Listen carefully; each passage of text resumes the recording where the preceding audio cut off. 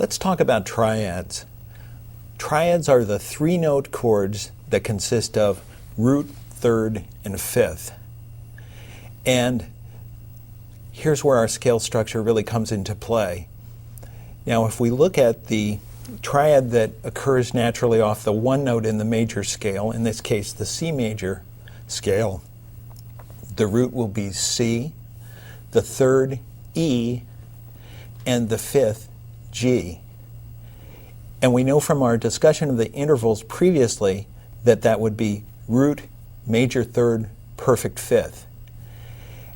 And the triad table that's in your PDF will identify the triad that has a major third and a perfect fifth as a major triad.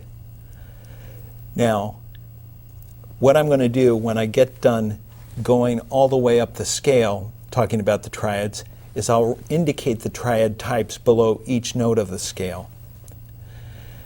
So, given that all major scales are structurally identical, unless the scale has been altered, the one triad, or the triad built off the one note of the major scale, will always be a major triad. Let's look at the two triad, D, F, A. Well, from C to E was 2 whole steps. That's a major third. From D to F is a step and a half. Half step less than a major third, minor third. So D to F is a minor third. From D to A, 3.5 steps, still a perfect fifth. A triad that has root, minor third, perfect fifth is a minor triad. So the 2 chord will be a minor triad. 3, E, G, B. Once again, it'll be a minor third, step and a half from E to G, root to third, 3.5 steps from E to B, perfect fifth. So the 3 chord is minor. 4 chord, F, A, C. From F to A, 2 whole steps, major third. From F to C, 3.5 steps, perfect fifth. Root, major third, perfect fifth, major triad off of 4. The 5 chord, and here we start to have to imagine the scale being extended above that high C.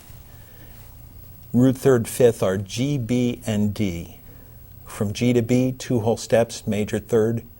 G to D, 3.5 steps, perfect fifth. So the 5 chord is a major triad as well.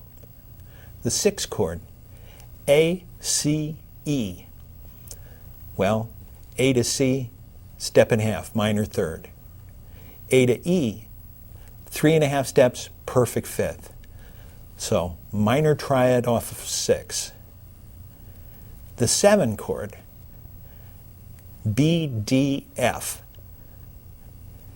Here we run into an interesting situation. From B to D, minor third. From B to F, this is the only span in all of the triads that includes both half steps. So from B to F, instead of being 3.5 steps perfect fifth, it's 3 steps diminished fifth. So minor third, B to D, diminished fifth, B to F, diminished triad off of 7. So I'm going to write designations under each note of the scale indicating the type of triad. And the way I'll do it is this. Where the triad is a major triad, I'll use a Roman numeral. Where the triad is a minor triad, I'll use a lowercase numeral. And for the one diminished triad, I'll use a lowercase numeral with a little circle. And that's the sign of a diminished chord. So I'll just take a moment and do that.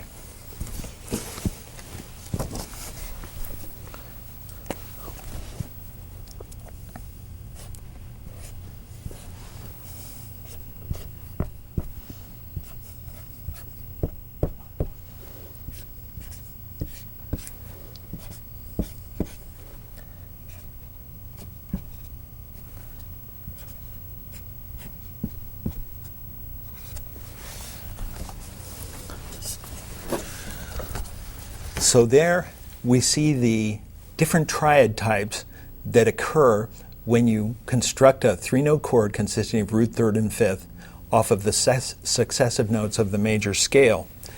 Now, there's a name for these triads that we made using the scale tones, and that word is the diatonic triads. Diatonic simply means using only the notes of the scale. So, for instance, did we use an F sharp in the course of constructing these triads? No, we used only the notes that comprise the major scale. And so the beauty of this is that unless the scale has been altered, the triad off the three note of a major scale, for instance, will always be a minor triad. You notice 1, 4, and 5 major. There's a lot of country artists, especially down through the years, who've made a great living off of 1, 4, and 5. And the minors, 2, 3, and 6, the diminished, the 7. Now, there's one triad type that we have not encountered because it doesn't occur diatonically in the major scale, and that's the augmented triad. And the structure of an augmented triad is major third, augmented fifth. So, bearing that in mind, if we were to construct an augmented triad off the one note of this C major scale, what would the notes be? Well, you would have root C, major third, 2 whole steps, E, augmented fifth, not 3.5 steps, but 4 steps, G sharp. So there's an example of an augmented triad. And so there's the structure of triads and the diatonic triads, which are really good to learn and recognize because they can be really helpful if you get a chord chart and you'd like to improvise on it. If the chord changes are diatonic, what it means is you don't even necessarily have to play to each chord in the progression. You can simply say, all of these chords suggest this key and this scale. I'm just going to play melodically in this scale. And it works beautifully. It just sounds natural, just falling off a log. So there's some structure on triads. As usual, you'll have some exercises in your PDF to construct major, minor, and diminished triads off of different roots. So we'll take a brief break now and then come back and discuss seventh chords.